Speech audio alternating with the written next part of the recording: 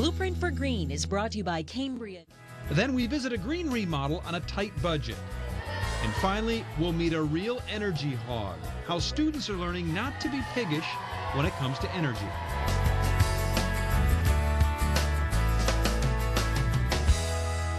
Welcome back to Blueprint for Green. Living green is definitely a learned behavior.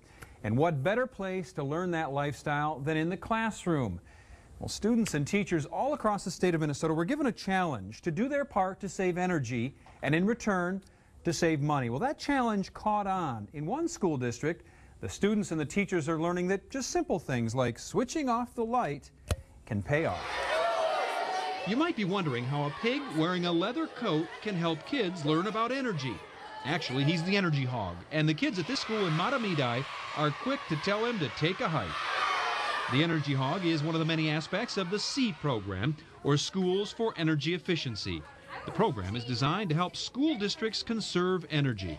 Everything in the C program is fairly common sense. There's no one magic bullet. There's no rocket science here. It's just a collection of a lot of people doing a lot of different things every day, day in, day out, that makes a difference. On this day, we followed the C squad around the school. The squad checks to see if lights are turned off in empty rooms or if computers are shut down when no one is using them. And if they like what they see, they leave a wow note behind it. If they didn't like what they see, the lights were on, so they need an oops. There's no one in here. An oops sticker. It's a reminder to do better next time. You can turn off lights, unplug computers and TVs.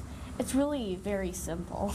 And simple can be a real cash saver. In the past 3 years, the Matamidi School District alone has saved nearly $270,000 in energy costs.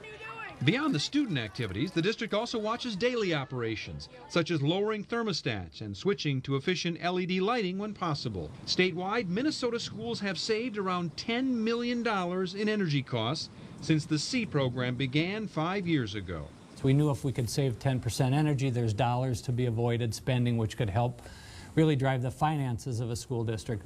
But over time, it's become so much more than that. It's really become a cultural thing. When my parents leave the lights on, I turn them off and tell them to turn them off, especially my brother. When parents come to us and say, you know, I heard from my sons bringing home, turn off the lights and all these kinds of things, we know that the messages are going beyond the classrooms. They are getting at home, and we think over time, you know, this issue will be this generation's big deal. I mean, this is what they're going to have to deal with the rest of their lives.